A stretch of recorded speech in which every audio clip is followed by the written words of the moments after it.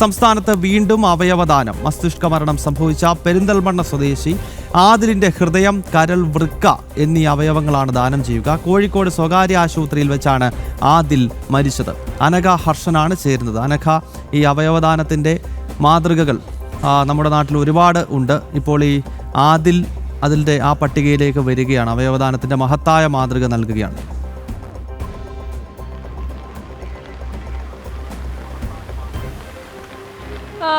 ഗൗതം, കഴിഞ്ഞ ദിവസമായിരുന്നു ഈ കോഴിക്കോട് പെരിന്തൽമണ്ണ സ്വദേശിയായിട്ടുള്ള ആദിൽ വാഹനാപകടത്തിൽ ഗുരുതരമായി പരിക്കേൽക്കുന്നത്. തുടർന്ന് കോഴിക്കോട്ടെ ഒരു സ്വകാര്യ ആശുപത്രിയിൽ ചികിത്സയിൽ തുടരുകയായിരുന്നു. ഇതിനിടെ മസ്തിഷ്ക മരണം സംഭവിച്ചു.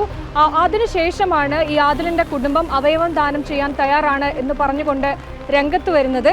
ഈ ആദിലിന്റെ ഹൃദയം, കരൾ, വൃക്ക ഈ അവയവങ്ങളായിരിക്കും ദാനം ചെയ്യുക.